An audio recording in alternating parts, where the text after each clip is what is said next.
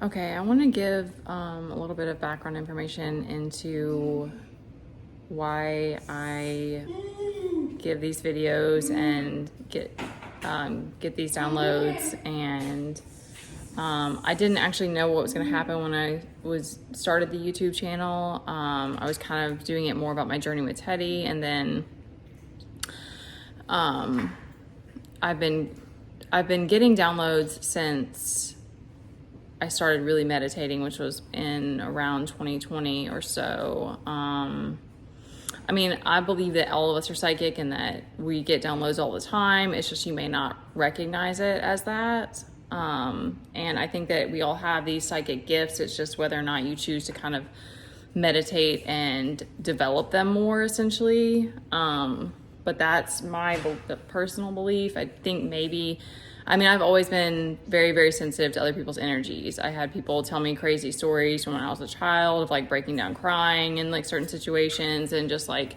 there's been that since I can remember. But trusting your guides and getting downloads and all that is a little bit different. But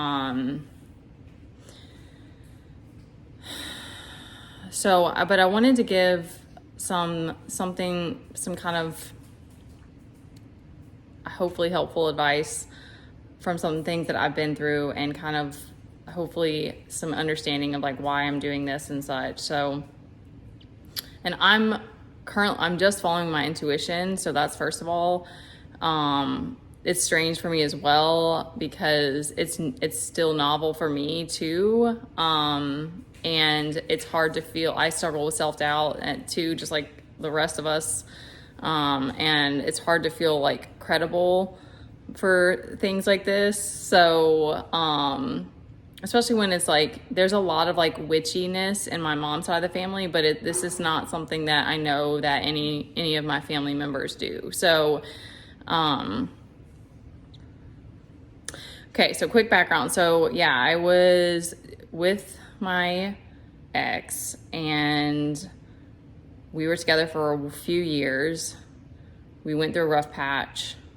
We almost broke up. Then we stayed together soon after I got pregnant. I think I've already kind of spoken about this on another one of the videos, but how can I long story short this? We were never married.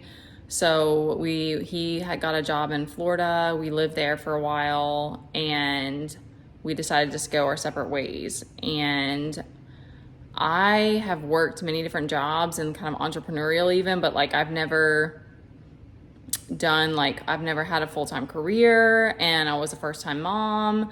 And I was like, okay, well, I'm going to move back home. I need to have some support, etc. And that's when my real, I had already had a lot of intense activations before that, but like the real work of like working through my family karma and like all kinds of stuff just started to slowly unfold once I moved home.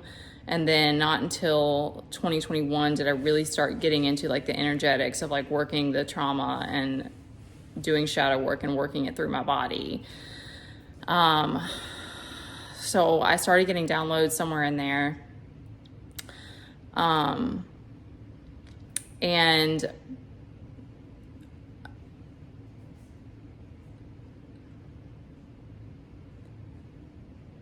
this is the work that I'm drawn to. It's like, I don't really know how else to describe it, and I'm not really sure where it's going to take me, but, I'm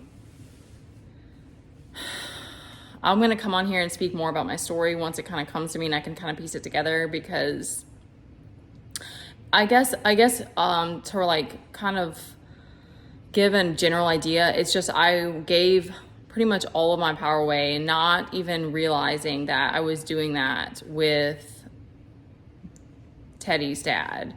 And it was a huge wake-up call when I first had my awakening, and I was like, I'm not in a good relationship. I got to get out of here. I've got to figure out how to make money on my own. Like, I didn't even, it was just one of those things that was like slowly, I was giving more and more away until I had my awakening, and I was like, oh man, I don't know what the heck I'm doing, how to get out of here. So there's been so much fear that I've been working through. Plus, there's just been a lot of crazy things that have happened even since then, that like we aren't on bad terms, but we're not on great terms. He doesn't live here. He just takes visits with Teddy. So I've had to go through a lot of really crazy things on my own. So I've leaned in harder and harder on my angelic guidance. And that's why I trust that more. I trust that more than my own mind. I know that that's crazy to say. It's not that I don't trust my mind, but I had to rebuild my self-trust. After you give so much of yourself away to someone, you have to literally like rebuild yourself. And I was also just like deep in my ego. I was obsessive about my body. That was my whole identity, which is completely superficial.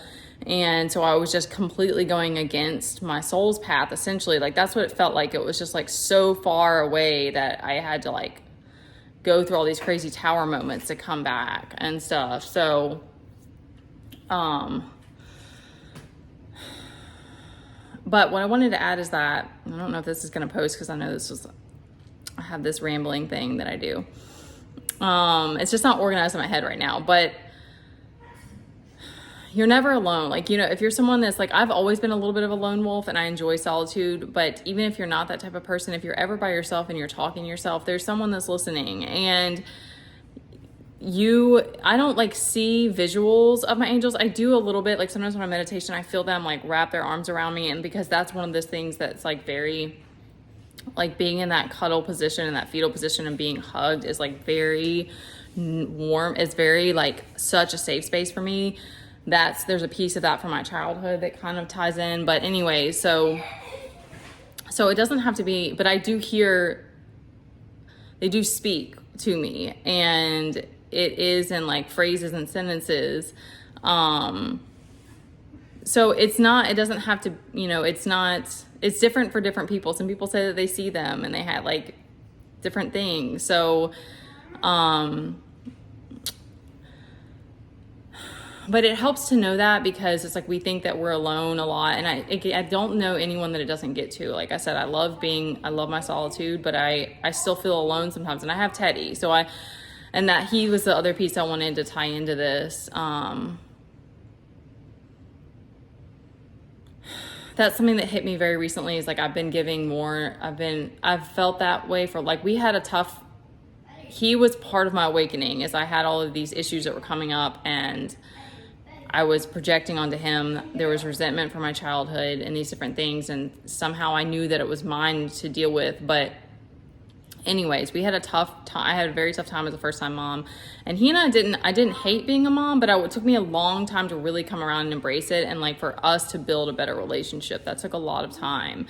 So, and then of course now we found he's autistic, and then I'm a single mom. And so, and now we do homeschool. So he's with me all the time. So, but it took me a long time. I don't know what point. I knew at some point early on that we had past lives together, and that this was a special connection. But only recently it was like, he's like a soul fam. I mean, I've kind of already known that just because but like, I knew my family wasn't like my family. And I don't know how else to describe that, but I was a black, and my mom even calls me a black sheep. I just didn't get along with them. And there's all, et cetera, et cetera, et cetera. But like, I know Teddy and I, like, he's my soul family. Like, he's just, he's the only person I want to spend my life with, you know? And it's like, I don't have a choice at this point, but it's just, that hit me that I was like, I already knew that he was a gift, but it just like even deepened that for me, that I was like, wow, like he's such a gift, and this is so special. Because I think that for those of us who feel like a black sheep, you deal with loneliness even more. And so, you know, finding those people, or even realizing, opening your eyes and recognizing who in your life that you see as part of your soul family, and just giving thanks to God for that, because it will open your heart more into this deeper appreciation, and that we don't get to have everything here. We don't get to experience everything here. And if we don't appreciate our gifts, they get taken away, or like something, you know, it ends up, I don't know, different things happen. So, it just really helps ground you into the present and realizing that God always has our back. And the universe like is conspiring for us, but sometimes it's hard lessons, and it's like we're all having to deal with this, and dealing with your shadow is not easy. So just finding those things that you really, really appreciate really helps shift your mind and open your heart more. And that just helps you embrace more of the goodness of life. That to me is like what this whole thing is about, because we all got to be here and do our thing, you know? So it's like, if we can make it as best as possible, like, let's make our lives better. Let's find joy again. Let's celebrate and be in gratitude, you know, when we can. So anyways, I just wanted to share that.